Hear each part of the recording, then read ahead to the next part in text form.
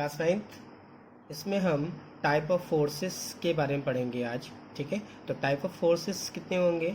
Basically जो forces हम पढ़ेंगे वो 4 टाइप पढ़ेंगे। ठीक है, लेकिन जिसमें 2 जो है वो बैलेंस अनबैलेंस फोर्स मेन है। इसके बाद 2 जो है वो कांटेक्ट और नॉन कांटेक्ट फोर्स है। ठीक, तो पहले हम समझते हैं बैलेंस फोर्स के बारे में। तो first point is balance force, balanced force.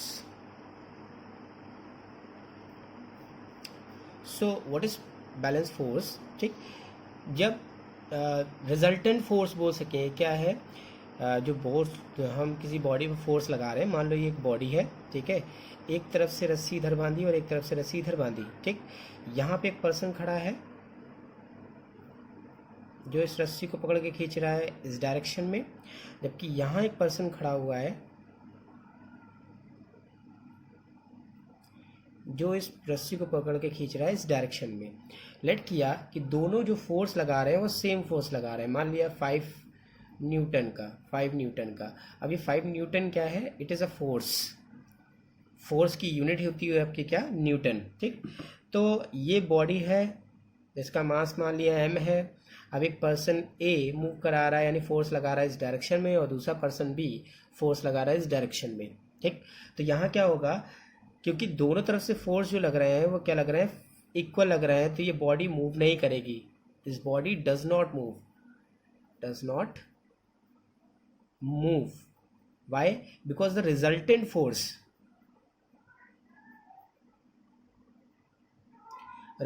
Force जो होगा वो इसके थ्रू फोर्स लग रहा है जो FA, और इसके थ्रू जो फोर्स लग रहा है FB। ये दोनों एक दूसरे को क्या करेंगे? सब्ट्रैक्ट करेंगे। यहां पर क्या दिख रहा है? दोनों फोर्सेस क्या है? सेम है। ठीक, बट डायरेक्शन दोनों की क्या जा रही है? एक दूसरे से अपोजिट जा रही है। तो इस केस पे क्या हो जाएगा? 5 - 5 = 0। यानी एक ऐसा फोर्स, यानी बॉडी पर फोर्स लगे और उन फोर्सेस का जो रिजल्टेंट है वो क्या हो? 0 हो, तो उस केस से बॉडी मूव नहीं करेगी। यानी फोर्स एक दूसरे को बैलेंस करेंगे, तो इस फोर्स को हम क्या बोलेंगे? Balance force. ठीक है, नाउ सेकेंड पॉइंट की बात करते हैं। तो सेकेंड हमारा इसमें आता है unbalance force.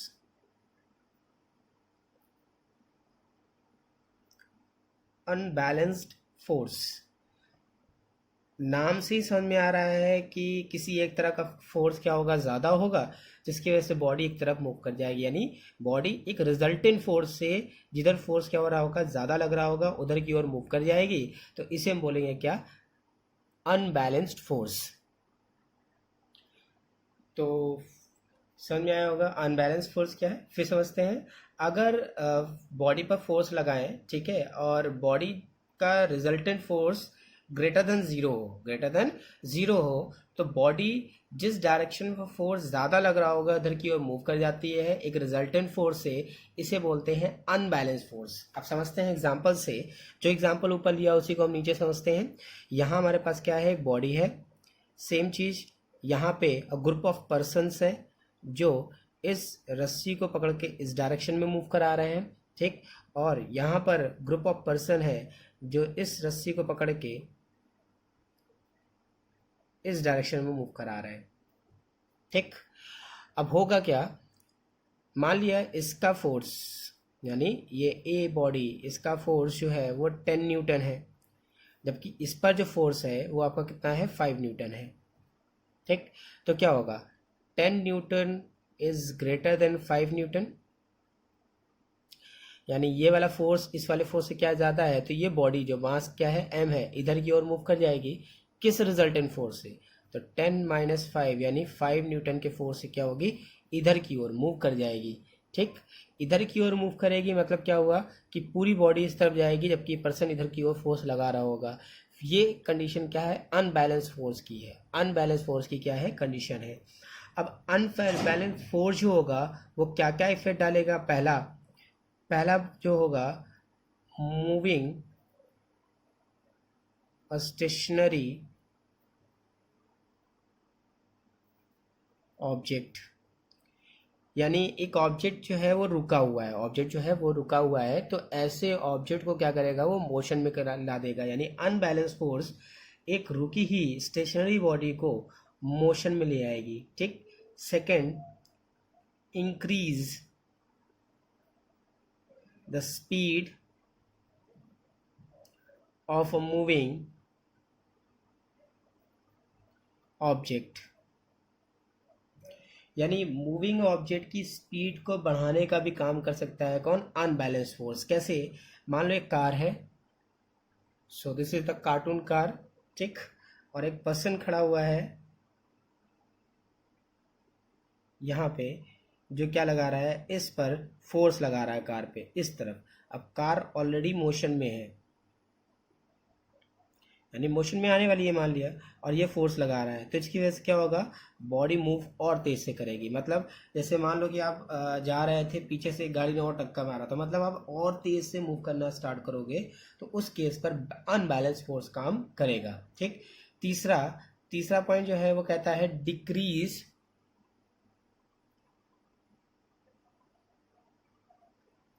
The speed of a moving object, यानी एक मूविंग ऑब्जेक्ट को क्या कर सकता है, ये डिक्रीज कर सकता है उसकी स्पीड को। अब उसकी स्पीड को कैसे डिक्रीज करेगा? By applying force, unbalance force होगा, ठीक है।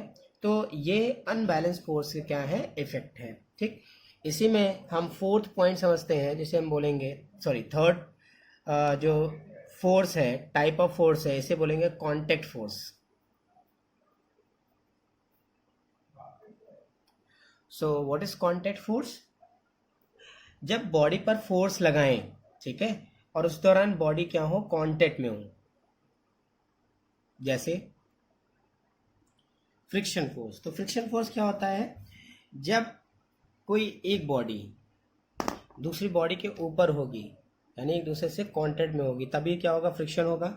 जैसे ये कार का ऑप्शन ले ले, यहाँ पर ये रोड है, ठीक, तो जब रोड तो चलेगी नहीं, कार जब चलेगी तो टायर और रोड के बीच में एक फोर्स काम करेगा, जिसे हम फ्रिक्शन फोर्स बोलेंगे, ठीक। अब ये फ्रिक्शन फोर्स का वर्क क्या होगा, to slow down the speed of an object, यानी उसके ऑब्जेक्ट का मोशन करना। तो ये फोर्स कब काम किया, जब कार एंड रोड एक दूसरे के कांटेक्ट में थी, तब क्या हुआ, ये फोर्स काम किया। तो एक ऐसा फोर्स जो दो ऑब्जेक्ट के बीच में काम करे when they are physically in contact, यानी फिजिकली वो एक दूसरे के क्या हो, कांटेक्ट में हो, तो उस केस पर काम करेगा कांटेक्ट फोर्स। जैसे एग्जांपल के तौर पे बोल देते हैं, एग्जांपल होगा आपका friction force,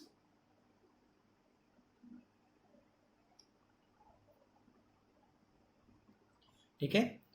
next and last इसमें टाइप आता है फोर्थ, जिसको हम नाम देते हैं non contact force.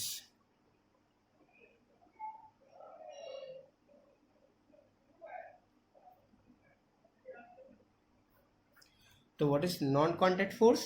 Non contact force का मतलब क्या होगा, जैसे हमने ऊपर डेफिनेशन पढ़ा, फिजिकली कांटेक्ट में हूँ, लेकिन यहाँ पर जब दो ऑब्जेक्ट के बीच में फोर्स काम करे, बट वो दोनों ऑब्जेक्ट एक दूसरे के साथ फिजिकली कांटेक्ट में ना हो, तो इस तरह के फोर्स को हम बोलते हैं नॉन कांटेक्ट फोर्स। जैसे अभी हम लोग आगे चैप्टर में पढ़ेंगे the force between two planets, तो वहाँ प्लैनेट तो एक दूसरे के साथ कांटेक्ट में नहीं है, ठीक है, फिर भी क्या हो रहा है, वहाँ पे फोर्स लग रहा है, जिसे न्यूटन्स लॉ ऑफ ग्रेविटेशन बोलते हैं, ठीक। ये नॉन कांटेक्ट फोर्स है। एक और एग्जांपल समझते हैं, मान लिया दो मैग्नेट है हमारे पास, ये और ये, ठीक है। जब इन मैग्नेट्स को हम पास लाते हैं तो some time they attract each other, magnet A and B, sometimes they attract each other and sometime they repel each other, ठीक है। तो जब ये अट्रैक्ट करेंगे तो वहाँ पे दो पोल होते हैं, नॉर्थ एंड साउथ, ठीक। तो when the opposite poles are, मतलब दोनों अपोजिट पोल्स को जब हम एक दूसरे के साथ लाएंगे तो they will attract each other, ये अट्रैक्ट करना स्टार्ट कर देंगे। लेकिन जब यहीं पर हम क्या ले लें, एक दो मैग्नेट लिया और नॉर्थ नॉर्थ या साउथ साउथ को रखा, तो ये दूसरे को रिपल करना स्टार्ट कर देंगे। लेकिन यहाँ हो क्या रहा है, दोनों मैग्नेट को हमने फिजिकली कांटेक्ट में नहीं रखा है, तब भी क्या कर रहा है, ये दोनों फोर्स, ये दोनों मैग्नेट एक दूसरे को क्या कर रहे हैं, रिपल एंड अट्रैक्ट कर रहे हैं। ठीक, तो इस कंडीशन में ये दोनों ऑब्जेक्ट या दोनों मैग्नेट एक दूसरे के कांटेक्ट में नहीं है, तो इसे हम बोलेंगे नॉन कांटेक्ट फोर्स। ठीक है, तो these are the types of forces, balance force, unbalance force, then आपका आएगा contact force and non contact force. Okay, further हम लोग नेक्स्ट जो वीडियो होगा उसमें हम समझेंगे about the laws of motion.